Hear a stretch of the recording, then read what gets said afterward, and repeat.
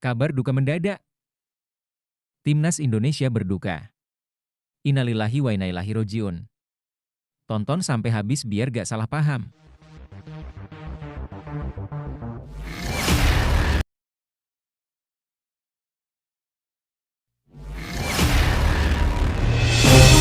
Kabar baik Timnas Indonesia. Korea Selatan terancam hukuman FIFA. Timnas Indonesia lolos Piala Dunia 2026. Potensi lolosnya Timnas Indonesia ke Piala Dunia 2026 semakin terbuka lebar. Terutama karena ancaman sanksi yang diberikan FIFA kepada Federasi Sepak Bola Korea Selatan, KFA. Ancaman ini muncul akibat adanya dugaan intervensi pemerintah Korea Selatan terhadap KFA, yang dianggap melanggar aturan FIFA tentang independensi Federasi Sepak Bola. Intervensi ini dilakukan oleh Kementerian Olahraga Korea Selatan, yang meminta KFA untuk menjatuhkan sanksi kepada Presiden KFA, Chung Mong-gyu. Chung dituduh melakukan beberapa praktik ilegal, termasuk dalam proses penunjukan pelatih Timnas Korea Selatan seperti Jurgen Klinsmann dan Hong Myung-bo. FIFA memberikan peringatan kepada KFA bahwa sanksi berat dapat dijatuhkan jika mereka tidak beroperasi secara mandiri. Jika pemerintah Korea Selatan tetap terlibat dalam urusan KFA, maka FIFA berpotensi melarang Korea Selatan dari kompetisi internasional. Yang berarti Timnas Korea Selatan bisa dilarang tampil di kualifikasi Piala Dunia 2026. Sanksi tersebut akan berdampak besar pada posisi Korea Selatan di babak ketiga kualifikasi, di mana seluruh hasil pertandingan mereka akan dibatalkan jika mereka dinyatakan diskualifikasi. Jika skenario ini terjadi, Yordania dan Irak akan menduduki posisi 1 dan 2 di grup B, otomatis lolos ke Piala Dunia 2026 tanpa harus bersaing dengan Korea Selatan. Hal ini membawa keuntungan besar bagi Timnas Indonesia yang berada di grup C, mengingat berkurangnya pesaing kuat di babak kualifikasi. Dengan diskualifikasi Korea Selatan, Timnas Indonesia akan memiliki peluang lebih besar untuk melaju hingga babak keempat, di mana persaingan akan lebih terbuka dan berimbang, khususnya dengan lawan-lawan seperti Oman dan Kuwait. Dalam upaya Timnas Indonesia mencapai babak keempat kualifikasi Piala Dunia 2026, posisi mereka saat ini di grup C sangat strategis. Hingga matchday keempat, Timnas Indonesia berada di posisi 5 dengan perolehan 3 poin, hanya terpaut 2 poin dari Bahrain yang berada di peringkat keempat. Posisi keempat ini penting karena merupakan batas akhir untuk melaju ke babak keempat kualifikasi, dengan peluang yang semakin terbuka akibat diskualifikasi Korea Selatan. Timnas Indonesia hanya perlu menargetkan posisi 4 besar di grup C untuk lolos ke babak berikutnya. Di babak keempat, yang dijadwalkan pada Oktober 2025, 6 tim dari posisi 3 dan 4 di grup A, B, dan C akan bertanding. Mereka akan dibagi menjadi 2 grup yang masing-masing berisi 3 tim. Setiap grup ini akan memperebutkan 1 tiket langsung ke Piala Dunia 2026 untuk juara grup. Sementara runner-up dari kedua grup tersebut akan berhadapan di playoff zona Asia. Jika Timnas Indonesia berhasil lolos ke babak keempat dan menunjukkan performa terbaik, peluang untuk melangkah ke Piala Dunia 2026 akan semakin nyata. Namun, menjelang pertandingan krusial melawan Jepang pada 15 November 2024 dalam lanjutan grup C kualifikasi Piala Dunia 2026, Timnas Indonesia menghadapi tantangan besar. Gelandang andalan Ivar Jenner dipastikan tidak bisa tampil akibat akumulasi kartu kuning. Jenner telah mendapatkan kartu kuning dalam 2 pertandingan terakhir, yaitu saat Indonesia bermain imbang melawan Bahrain, 2-2, dan kalah tipis dari Cina, 1-2. Kehilangan Jenner menjadi masalah bagi pelatih Timnas Indonesia, Shin Tae-yong, karena ia adalah pemain kunci yang mampu mengatur permainan di lini tengah. Untuk mengisi kekosongan yang ditinggalkan Jenner, Shin Tae-yong memiliki 3 pilihan pemain yang bisa didorong untuk bekerja sama dengan Tom Haye di lini tengah, yaitu 1. Nathan Choeaon.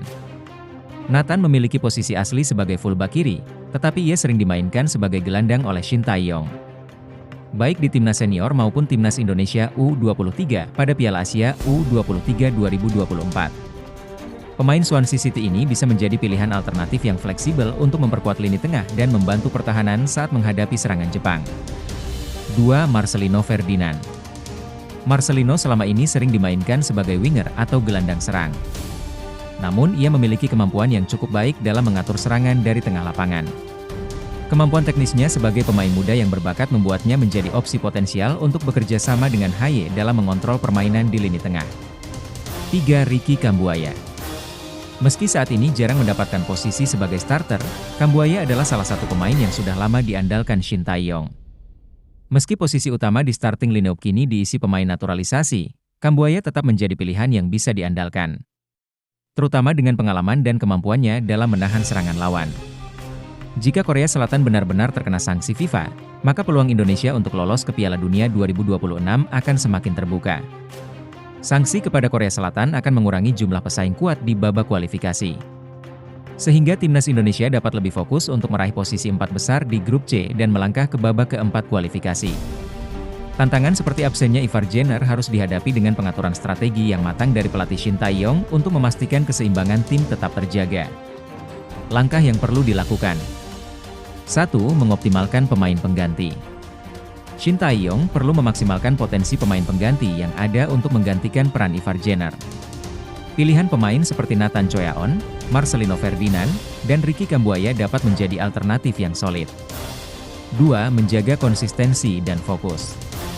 Timnas Indonesia perlu menjaga konsistensi permainan dan fokus pada setiap laga di babak kualifikasi. Dengan tidak adanya Korea Selatan sebagai pesaing, setiap kemenangan menjadi sangat berharga untuk memastikan langkah ke babak selanjutnya.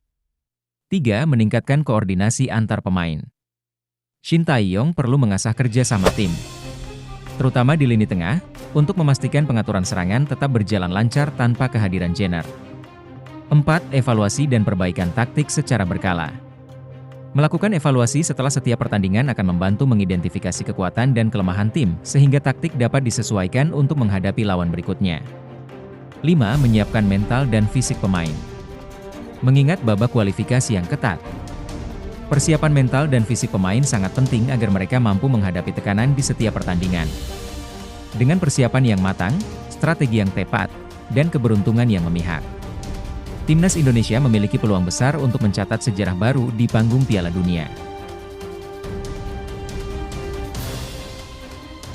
Pelatih Timnas Jepang, Hajime Moriyasu, mengeluarkan peringatan keras kepada Timnas Indonesia menjelang pertandingan penting di Stadion Utama Gelora Bung Karno, SUGBK, pada Jumat, 15 November 2024. Dalam upayanya mempertahankan performa Timnas Jepang, Moriyasu bertekad untuk membawa timnya meraih kemenangan sekaligus menjaga catatan clean sheet, atau tidak kebobolan, selama fase grup C kualifikasi Piala Dunia 2026 zona Asia.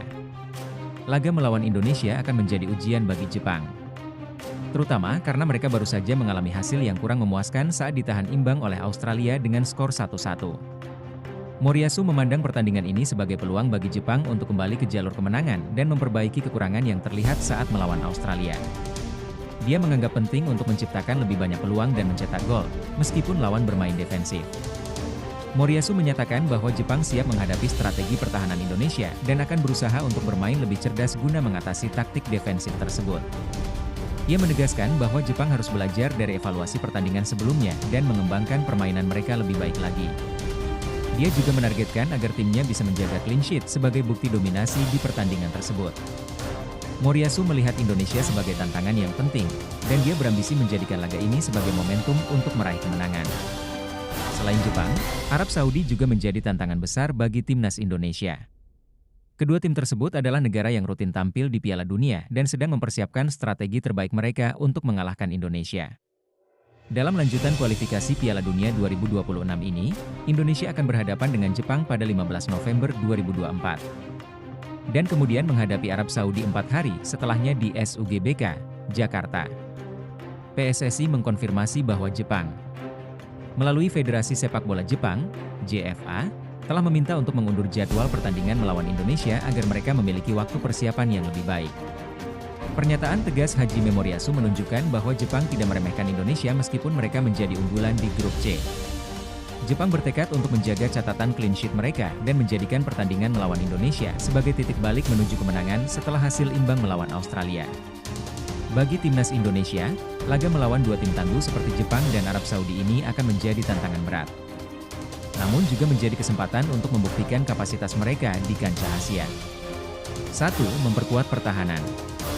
Indonesia perlu mempersiapkan pertahanan yang solid, mengingat Jepang bertekad mencetak gol meski menghadapi skema bertahan. 2. Efektivitas serangan balik. Timnas Indonesia bisa memanfaatkan peluang dari serangan balik cepat, memaksimalkan celah yang ditinggalkan Jepang dalam upaya mereka untuk mendominasi. 3. Evaluasi dan penyesuaian taktik.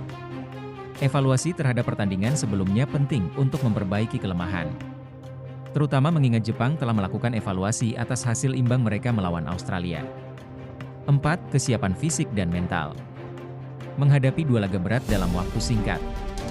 Persiapan fisik dan mental menjadi faktor kunci bagi para pemain Indonesia.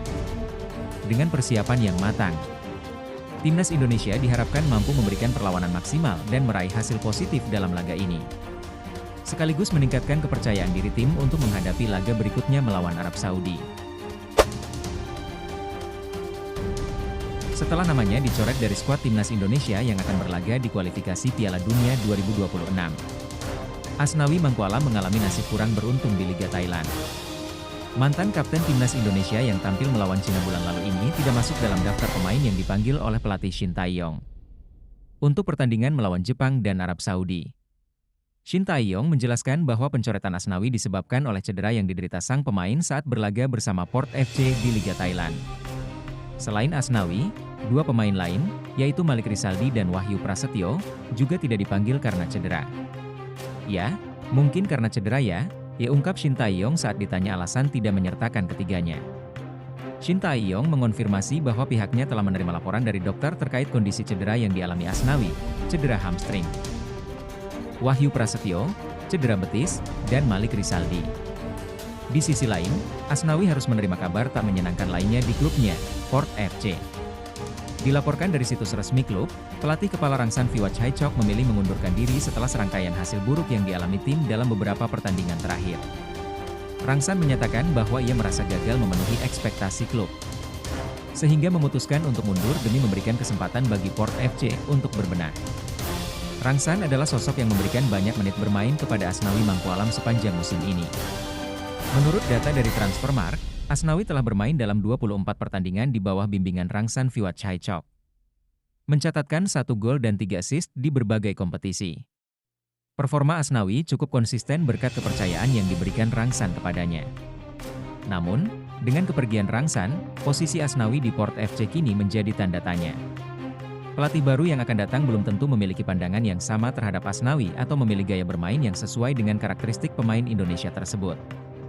Situasi ini tentu menjadi tantangan bagi Asnawi yang harus beradaptasi dengan strategi pelatih baru jika ingin terus mendapatkan menit bermain reguler di Port FC. Asnawi Mangkualam sedang menghadapi periode sulit dalam karirnya.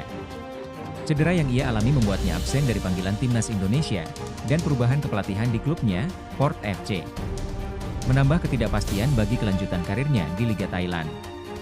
Kehilangan pelatih yang telah memberikan kepercayaan dan menit bermain yang konsisten bisa menjadi hambatan bagi Asnawi untuk mempertahankan performanya di sisa musim ini. Penyembuhan cedera. Prioritas utama Asnawi adalah memulihkan cederanya sepenuhnya agar bisa kembali bermain dengan performa terbaiknya. Adaptasi dengan pelatih baru. Asnawi harus siap untuk beradaptasi dengan filosofi dan strategi pelatih baru. Membangun komunikasi yang baik dengan pelatih bisa membantunya dalam mempertahankan perannya di tim utama. Memaksimalkan performa di latihan. Menunjukkan kerja keras dan performa optimal dalam sesi latihan menjadi langkah penting untuk menarik perhatian pelatih baru. Menjaga keseimbangan fisik dan mental. Menghadapi situasi seperti ini memerlukan ketahanan fisik serta mental yang kuat. Dengan tekad yang solid, Asnawi diharapkan dapat melewati tantangan ini dan kembali menjadi andalan bagi klub maupun tim nasional. Dengan fokus pada pemulihan cedera dan kesiapan beradaptasi dengan pelatih baru, Asnawi Mangkualam memiliki peluang untuk kembali menunjukkan potensinya di Liga Thailand.